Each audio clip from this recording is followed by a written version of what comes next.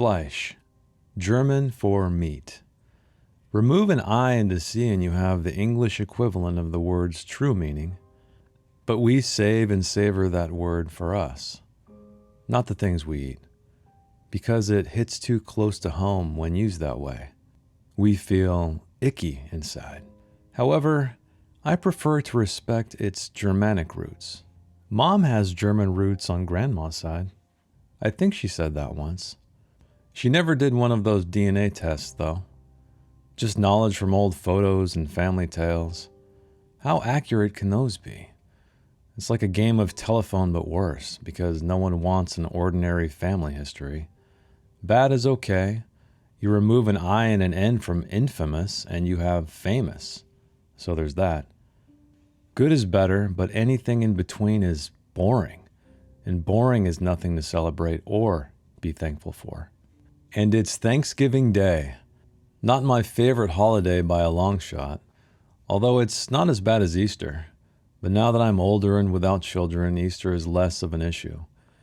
In fact, I can't remember the last time we celebrated that wretched holiday of plastic eggs full of candy. Me, Janie, and the kids. Charlotte and Max must have been 10 at the oldest. By then, I think they were only doing it for the grandparents, and Janie, to a degree, though she could see through their charade. She was always perceptive, knew when they pretended to believe in Santa Claus, knew when they were faking sick to get out of school.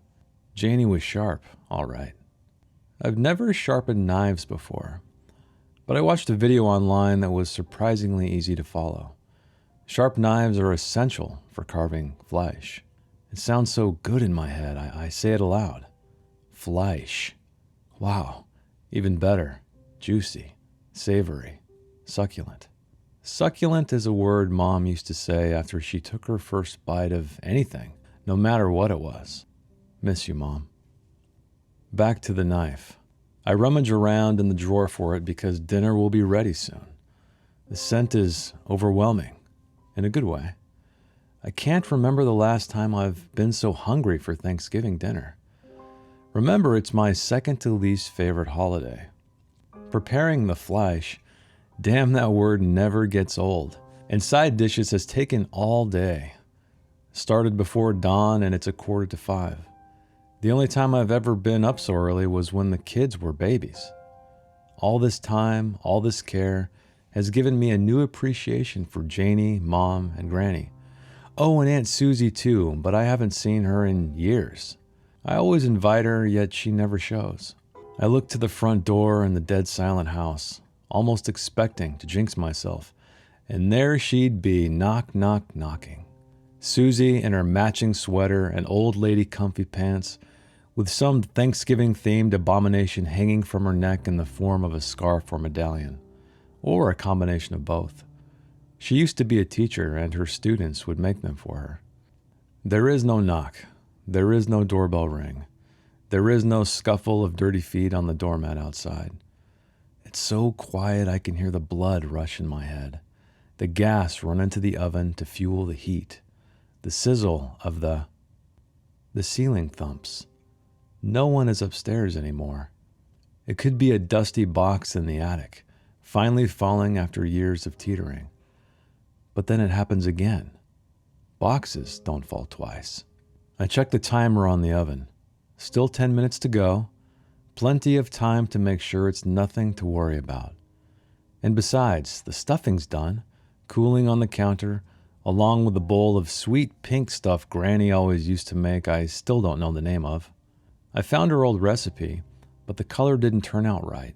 Pure white, like yogurt. It was okay because I solved the color issue with an ingredient of my own. The mashed potatoes! I nearly forgot them on the stove.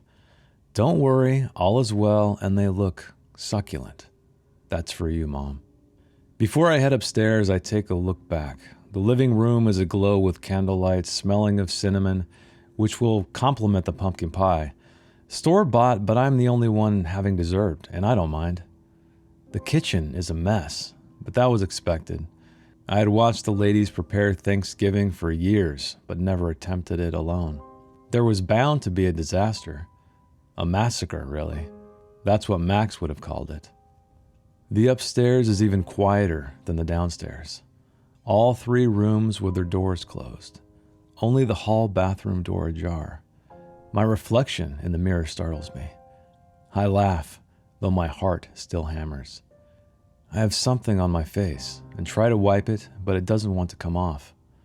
My hair looks like it's been in a storm or a wrestling match. I look so old, haggard. I tell myself it's the light. I tell myself it's the long day and I haven't gotten much sleep. But I know it's something else, something deeper that has been waiting beneath the surface for a long time. And today, it finally decided to show itself. I close the bathroom door and check all the rooms. Empty. So empty. I try to orient myself to where the thumping sound had come from. Nothing in the rooms disturbed. I grab the ladder and prop it above the attic entrance on the landing. There are dark fingerprints smudged on the hatch that you push up on to open it because there is no handle. I poke my head up inside. Pure darkness. The smell of old things. I turn my phone light on and fan it around the attic. Dust motes and spiderwebs mostly. All the stored items pushed farther back than I remember ever going. Maybe Janie had. Maybe Max had tried to play hide and seek or make a fort once. No one is hiding. All is quiet. All is right. The oven timer beeps. All is ready. I leave the attic hatch where it is, the ladder where it is, because I don't want the main course to burn. This is my first time, after all. In my excitement, my legs lose their way on the stairs, my socks on the carpet not helping either, which sends me flailing down, down, down. A bumped elbow, a twisted ankle, jammed fingers. I don't notice the pain in my head until I get to my feet and the world moves without me. I catch myself on the back of the couch, my hands slipping on the blanket draped there, which sends me lurching in another direction and into the end table with the brightest candle. Its glass container shatters, hot wax drawing down my wrist. If I were superstitious, I'd think the universe was out to get me. The oven timer beeps again. Everything is okay. I'm okay. Thanksgiving dinner will be okay. I limp to the kitchen, open the oven door, let the heat billow out before carefully taking the sizzling Fleisch out with 2 layers of oven mitts. Let it rest, they say. Who are they, anyway? Maybe that's just an old wives' tale, perpetuated through the culinary ages. Sweat bubbles from the skin, spilling down the hills, detouring to the valleys to collect on the cooking sheet in a glorious gelatinous serum that begs me to dip my finger and taste it. No, no, no, not yet. They can win this time. I'll play by their rules this time because to prepare the meal, I played by mine. Suddenly, the labors of the day catch up with me tenfold. My shoulders knot, my arms sting with abrasions I didn't know I had until now. A few on my neck I thought might be from shaving, but no, these are too deep. I sit in the recliner and wince from sore ribs. When did that happen? Today really beat me up, to say the least. It'll be worth it, though. The smell is already numbing the pain, drawing me back to my feet and over to where the main course sits in absolute perfection. It takes all my strength to hoist it to the table, where it thumps down. It dents the silver platter with its weight, scratches it with a broken bone. How did I miss that? It took so long to remove them all, or so I thought. I'll just have to eat around it, like most people do. Maybe save it for the strays that insist on feline combat in the middle of the night. Cooked bones can splinter and cause internal bleeding.